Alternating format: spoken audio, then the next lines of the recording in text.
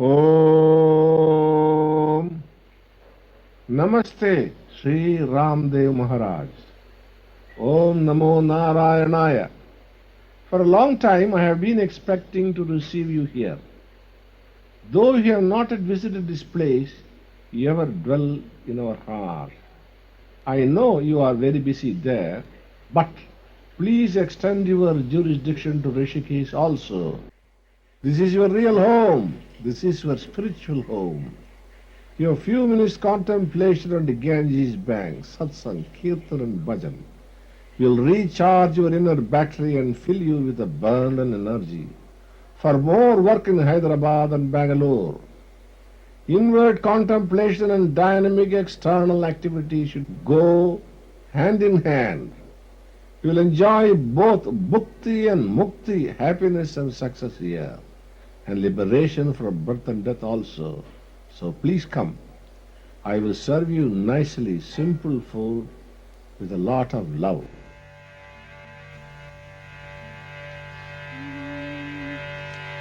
देव देव शिवानंद दीन बंधु पाहि मां। देव देव शिवानंद दीन बंधु पाहि मां। देव देव शिवानंद दीन बंधु पाहि मां। देव देव शिवानंद दीन बंधु पाहि मां। Chandravadan.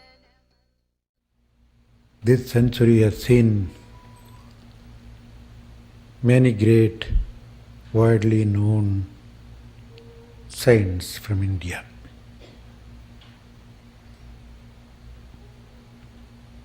At one time there were 4 great holy sages, almost expounding the various approaches in the spiritual practice.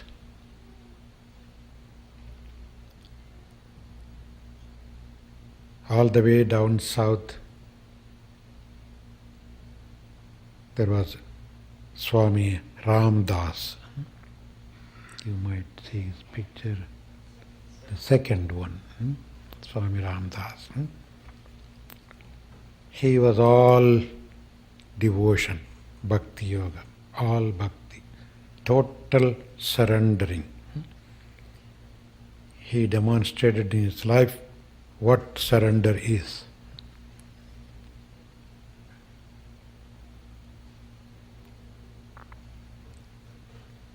Then a little further north, the sage of Tiruvannamalai,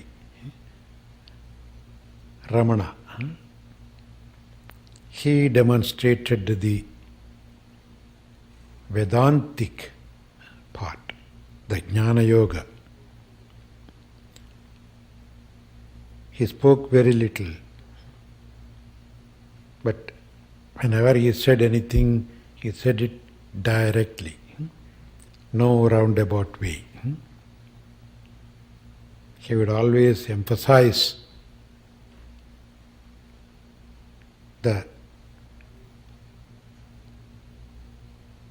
knowledge of one's own true self.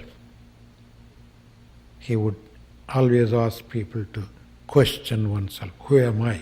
Who am I? If anybody goes to ask him some question, he will say, who is that asking that question? If the person says, it's me, who is me? Find out that. So, he will put another question to the questionnaire and make him think.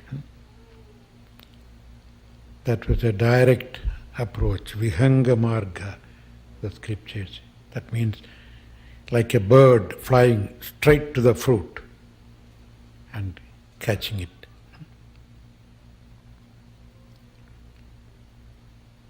And the east coast, again the southern area, another great saint,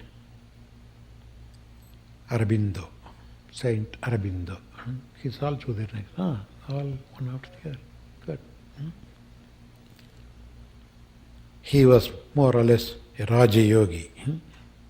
Very scientific approach. Divinizing everything. Aurobindo Ashram is still there. And all the way in the north. Though he is again a product of the south, Swami Shivananda. All the four of them lived at the more or less the same time. And almost they should have had some sort of communication among themselves. And they all said goodbye one after the other within the same period.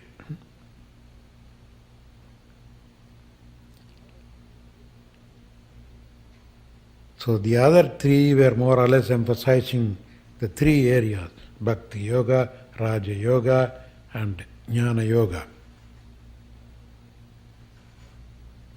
But only in Shivanandaji you could have seen all together. A combination of everything. That's why it's called integral yoga. It integrated various approaches. One cannot be always bhakti, cannot be always jnani, or always meditating. We have our various aspects in life. So, if you are just a Raja Yogi, a meditator, after the meditation, what would you be doing? Who are you? What are you then? If you are a Bhakti Yogi, only when you do some offering, puja, worship, then when you go to the office, you are just an ordinary Tom.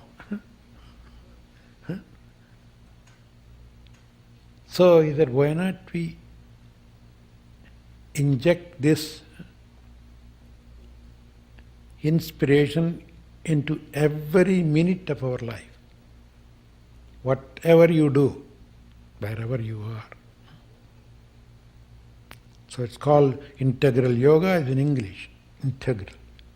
Sanskrit word for it would be Purna Yoga, Sampurna Yoga. Complete in itself. So you cannot be somebody other than a yogi at any given time. Whatever you do it as a yoga.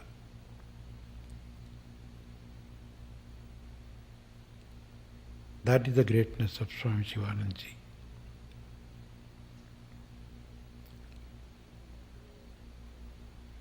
Of course, a little before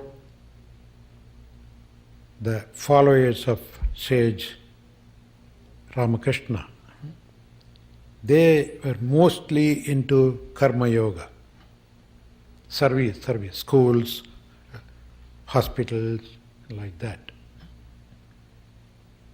But here in Swami Shivanandaji, you have a complete combination of a beautiful balance of everything.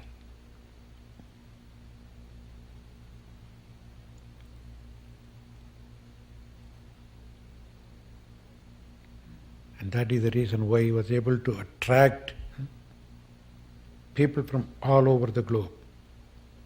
In fact, he never went out of India except for 3 days to Ceylon, now known as Sri Lanka. During 1950, he had a sort of an India tour. And 3 days had been included for Ceylon, so it became India Ceylon tour for almost 2 months. Other than that, he never went out anywhere after he became a renunciate. But people from all over the world came to him, sitting in one place, attracting that many thousands. Only he could do. That's because his teachings are very simple. There is no Birds of learned length and thundering sound. Any child can understand his language. His books are that simple, almost talking to you directly. Sometimes the people who edit his words would even say, Swamiji, the whole thing has been said in the previous chapter. Don't worry, say it again. Again and again. There's nothing else new. We have to have a big book.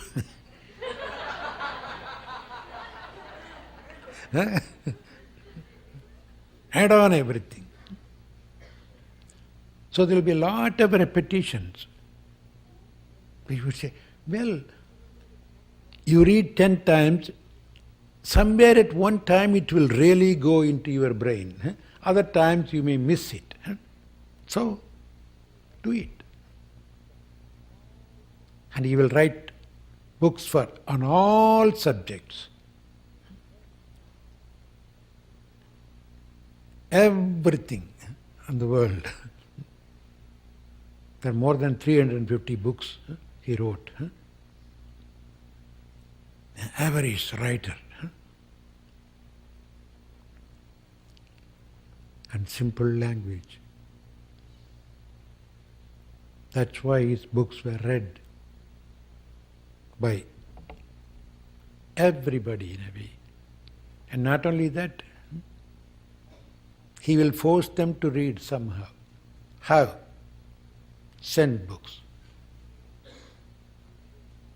Our postage expenses itself would have gone quite high by mailing books. Once I went there, I was in Ceylon at that time and went there. Swamiji, you sent a lot of books to the Prime Minister of Ceylon. He's a Sinhalese man and he's a Buddhist. Whenever he sees the books, you want, okay, put it there. He never, not even read one book. So, somebody would have read it, is it not? Somebody would have read it. Very true. Knowing fully well that somebody is not reading his books, he will still send it. Why? Because books, nobody is going to throw it out. If he doesn't read, somebody else will. Promoting, propagating. Millions of small leaflets on various subjects he would print. In a way, every day he comes to the office, he will come there, sit for a little while and then go back. As long as he was really healthy, the body was allowing him to do. Then as soon as he comes, what is today's cake? Not the eating cake. He would expect something from the printing press to be sitting there on the table. Hot cake, he will say. It can be just small leaflets or heavy big books. Immediately he will, Oji, come on, take this. Even the people who live there will get books. Not like us, stingy people.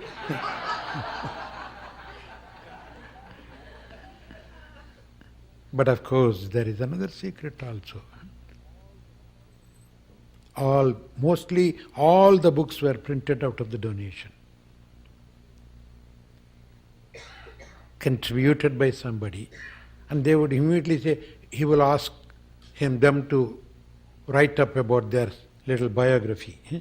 And he will put their picture with him and the biography, first 2-3 pages, donated by so-and-so, inspiring people to print more books. Many people printed books just for that publicity. So that he can have a picture with him and the front few pages will be with his picture and the family picture. But it doesn't matter. That's what they want.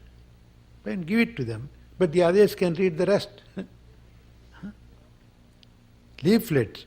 Every time we go out, he would ask us to carry hundreds and thousands of literatures.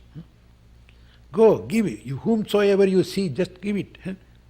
When you are going in the train, give it to the passengers. Somebody still there's plenty. It doesn't matter. Leave it in the compartment and go. Somebody, when he gets in, he will take it and read it.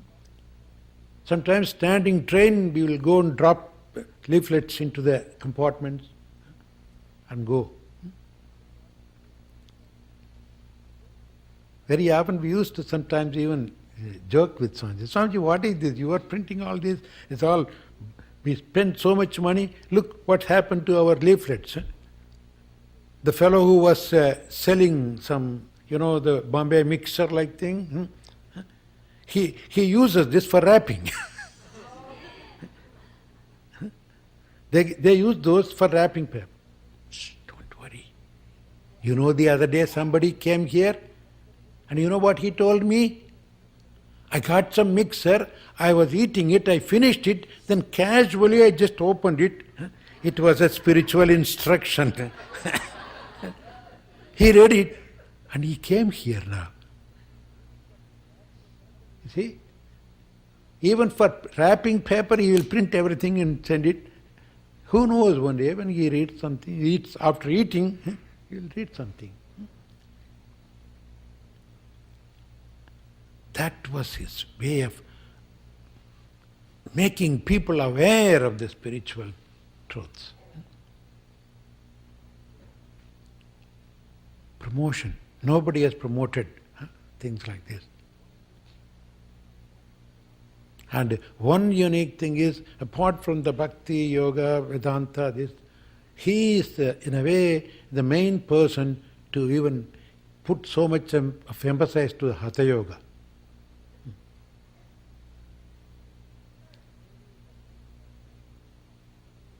Many Western countries learnt Hatha Yoga because of him, a pioneer. And with all that, you can call him a good comedian also. Always jovial, always jovial. It's impossible to fathom him, who he is.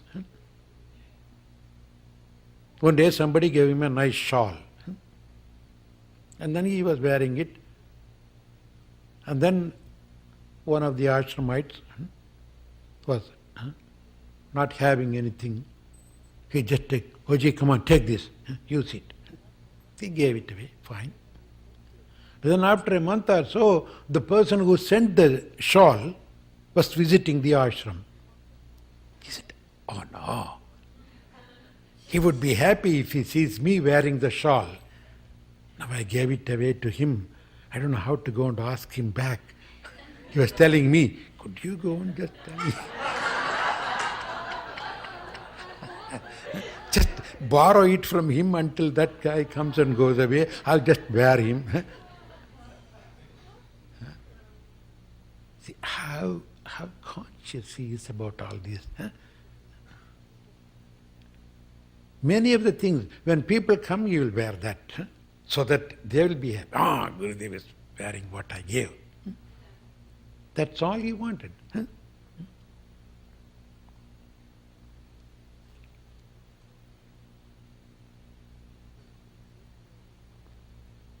With the spiritual seekers, in the beginning he used to more or less force them. He will even go to the door to door, wake them up and go to meditation. Then he said, no, it's too much. What's the point of forcing them, go there and sit and sleep? If one or two sincere people meditating, if 10 people sit there and sleep, then the other two also will feel sleepy. So he slowly stopped that. But at the same time, when somebody becomes a little, in the beginning, every seeker will be very severe in his practices. That we call it Aramba Surattanam. That is the inspiration of the beginner. Like many of you, when you first came, house, you won't miss even one single day, you won't touch anything, no coffee, no money, no this, nothing, regular meditation, slowly.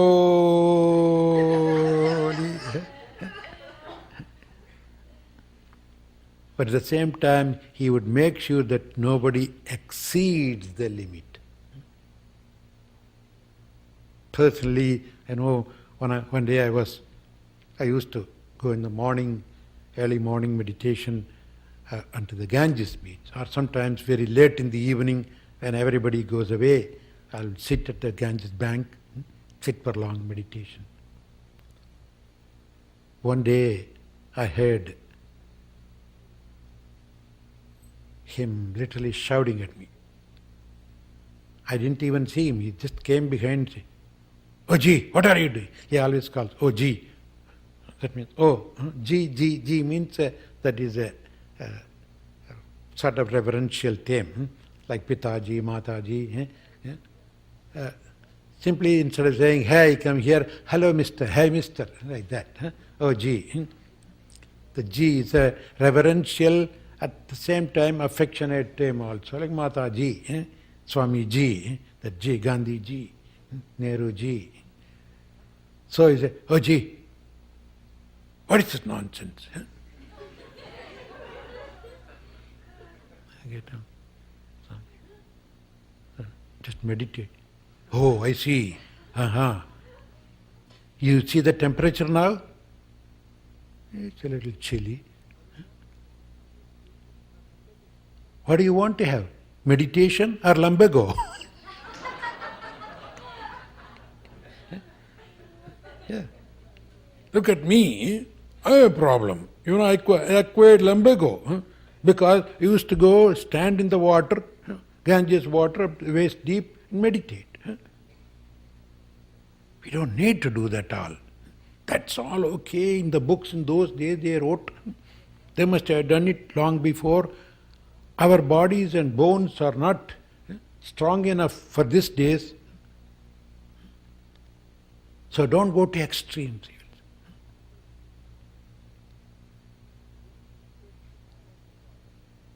He won't hesitate to say, "I had the problem," like that. No, you don't have to do that.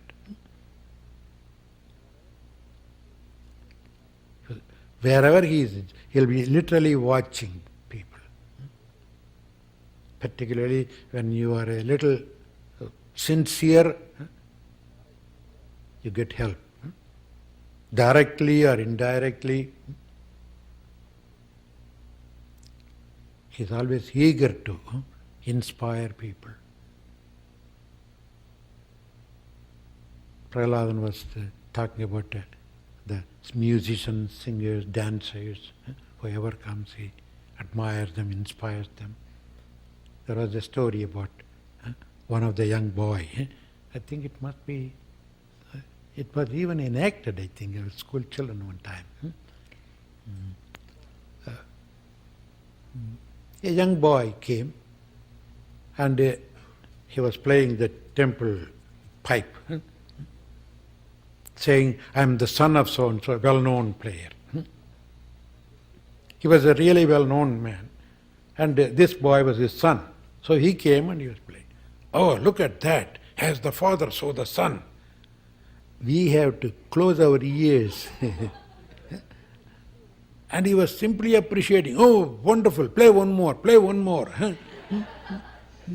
Okay, some music books, come on, bring all the music books. Give him some milk, give him some fruits, all kinds of gifts to him. Give him a title. Sangeeta Jyoti, the light of music. Sangeeta Jyoti title.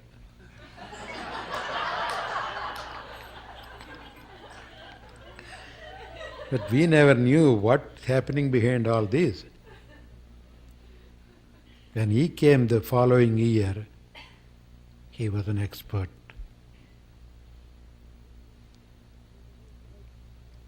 This inspiration really made him to go deep into that. When he came the following year, he was a real musician. He will never put down anybody. He will always find a little, inspire them.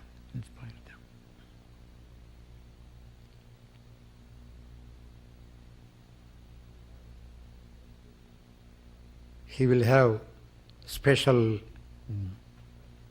address lists, Prime Minister's address list, one file. Presidents, another, politicians, another file, doctors, another file. And certain books will go to certain people. Where they have seen him or not, simply he will send. There was a peculiar list, miser's list.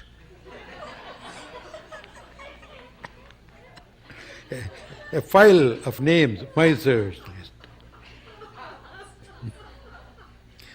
They will also get books.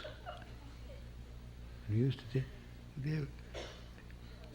this fellow never even sent $10. You are sending him hundreds and hundreds of rupees worth of. Somebody is giving me, somebody is getting it. Doesn't matter. Who knows? One day he will get tired of being miser. He'll get tired of receiving books again and again. So all of a sudden his mind will change and he may do something. It doesn't matter. We don't expect that. We just send. Sometimes the people come to the ashram. They say, "Oh Maharaj, I'm very, very, very eager to learn more. Your books are so beautiful." And that was enough. A complete set.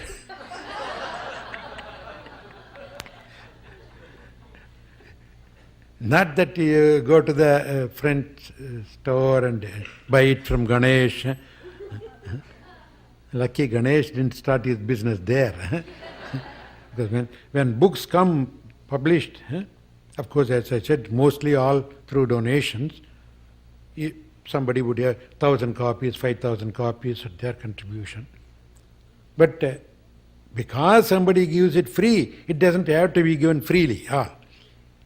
But we know that once it comes to Gurudev, nothing will be spared, it will all gone. So we have to secretly hide half of that.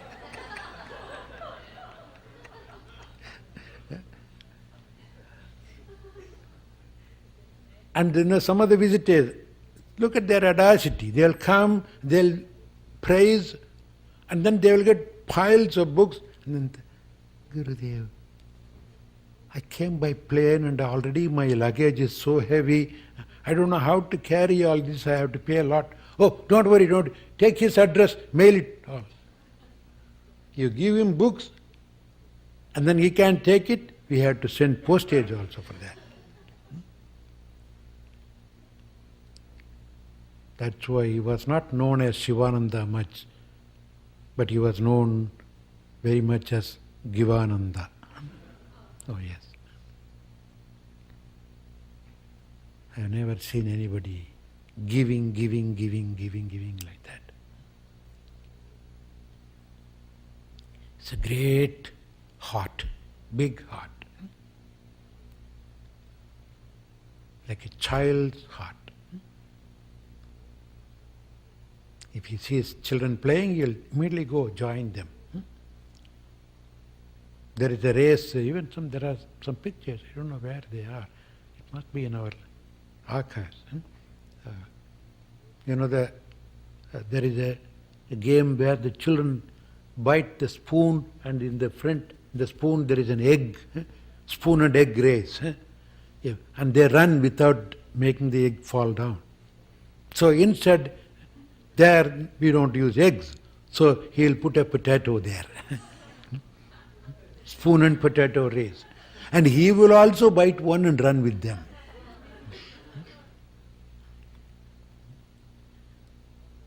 When you see somebody, a wrestler comes, he will immediately tie down everything and he will become a wrestler himself and go. Challenge them. An archer comes, he will also go and do that. Whoever comes, he will immediately imitate like that. There's no feeling, what will they think of me? I'm a big Swami. He never thinks that way. Never thinks. In fact, when I first saw him, I made a fool of myself. I first went there and as soon as I saw him, in a Madrasa, all the South Indians are called Madrasis.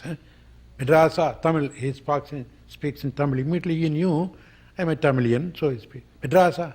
Vanga. Come. You have come to see me? Yes, Swamiji.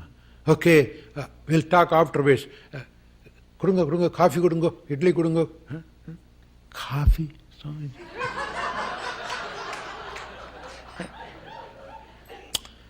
Madras தானே ஆமா coffee சாப்பிட்ற வழக்கம் தானே ஆமா பின்ன என்ன come on you are from Madras, you are used to coffee, then why worry, come on. Swamiji, you wrote that coffee, tea, smoke, that's all right for the book. You have just come, you can slowly get into all those problems now. Have a cup of coffee. Because Madras is without coffee is impossible, no? Then after the coffee, I was sitting there. Okay, tell me a little about you. Just nothing to say. I'm just a humble seeker, moving around, and I heard of you. Oh, you heard about me? Oh, yes, Swamiji. So you have come to me? Yes, Swamiji. What do you think of me?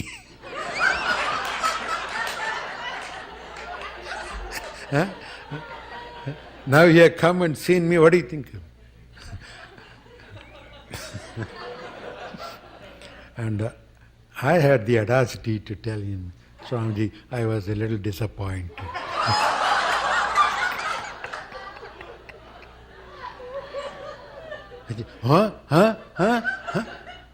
What? Disappointed of me? With me? Why? What is the problem? Having heard a lot about you and a great Mahan, Maharishi in Himalayas, I came to see you and I thought, I expected you to sit in a big throne, sitting meditating, and I had to wait for half an hour before you open your eyes and then say, who are you? Something like that in a sort of reserved tone. But you are playing, running around and making me idli, coffee and joking. Oh, I see, you are disappointed. I am sorry.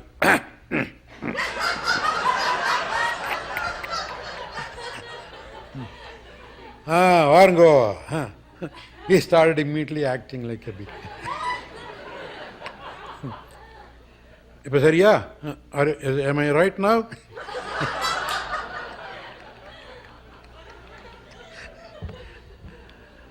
No, Swamiji, I like the other one. This I have seen many, but I haven't seen that. Many. I like that.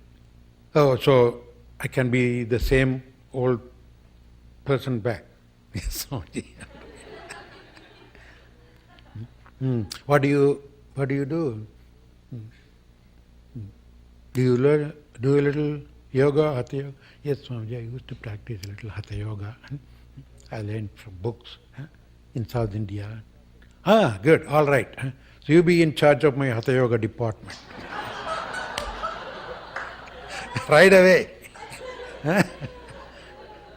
Within a few months I have been promoted to Raja Yoga professorship. And I have been given Yogi Raj title also. Sometime I was very proud in using that. I would never leave that without using in my name Everybody has Yogiraj Swami Satchidananda. That's how you will lift people up, inspire them. His ways are totally different, unique. You don't see this kind of image in any scriptures or anywhere else. Nobody ever lived like that, and I don't think anybody is still now like that.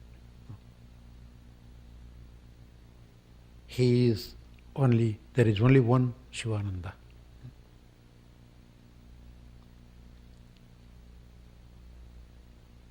In a way, we were very, very fortunate. In being with him, getting blessed by him. We never, even this kind of regular satsang, he will come, ask somebody, Chidanji, you talk. Krishnanji, you talk. He will ask others to talk. He will just, toward the end, he will say some bhajan or one or two words. He never gave much satsang. But when once he begins to talk, he'll be roaring like a lion.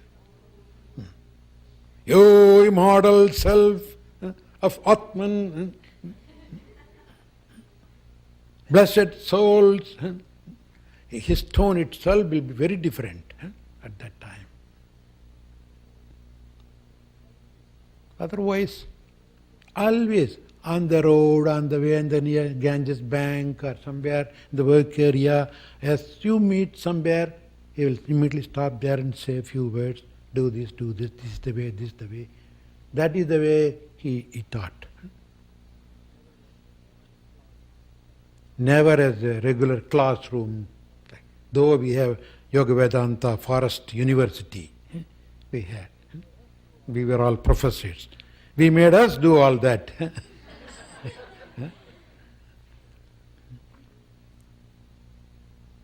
Very, very, very simple.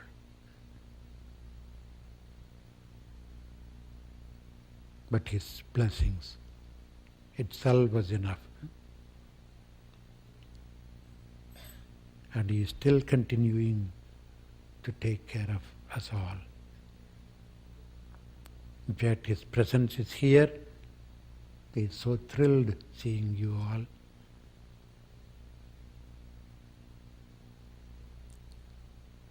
We were simple, ordinary folks. He made us into big things. Gerard Blitz used to say that in Europe.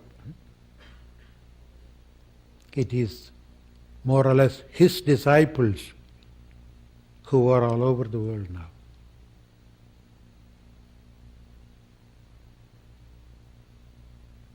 Chidanandaji continuously traveling. Very soon, next month, we will be here.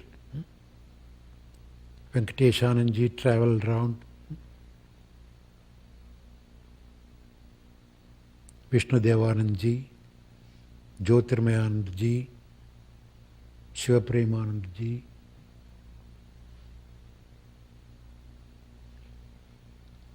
many well-known students he have created. Though he never went out, he created people to go around and spread the message. So in a way, we are so fortunate even to think of him and celebrate his birthday and to get to know a little bit of simple teaching. Teachings are very simple. You saw that in the TV. Being a doctor, he believed in tablets. So the teachings are tablet-like. Serve, love. Serve, karma yoga. Love, bhakti yoga.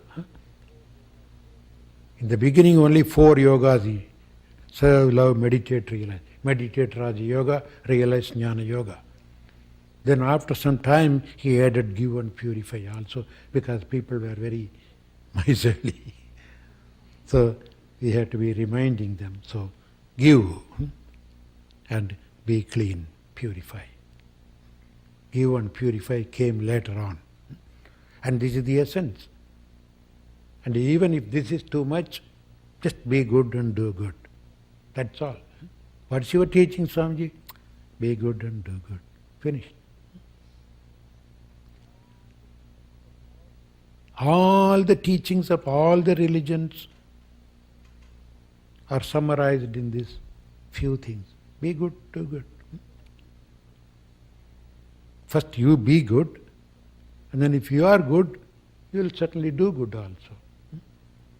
Mere you being good is enough, not enough, you have to be doing something.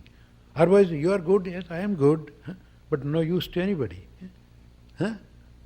So, you be good and don't sit down, go out and do good.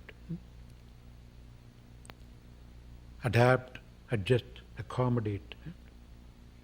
Wherever you are, doesn't matter. Adapt yourself.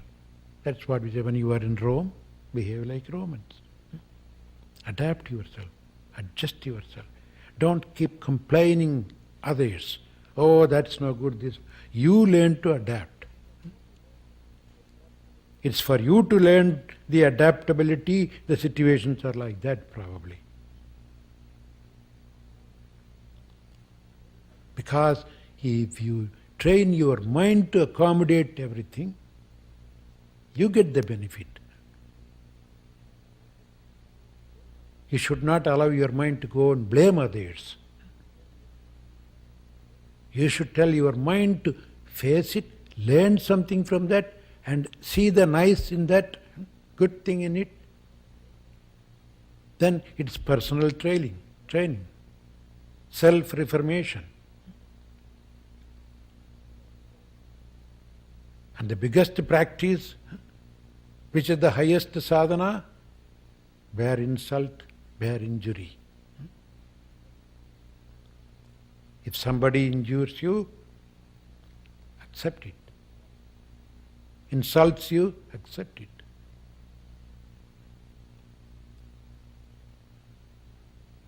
How simple. He put so much of emphasis on living yoga. You live a yogi. Let every action, every thought, every word permeate the spirit of yoga.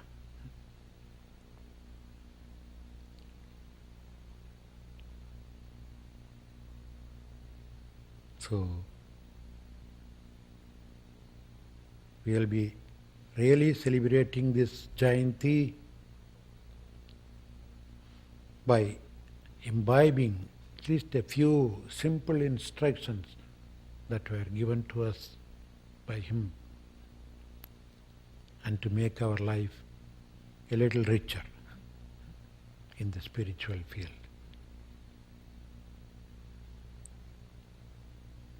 That we would have celebrated the Jayanti usefully. He doesn't need all this glorification. He wants us to grow and to be like him. So let us patient, pray that we become good recipients. Not that to pray for him to bless us. He is already doing it. We should become good recipients. We should become good receivers. So, not only that he is blessing us, he should bless us to become good recipients also. Because even that, we don't seem to have that capacity. So, that is the humble request that should come from our heart to that great Holy Master. Thank you.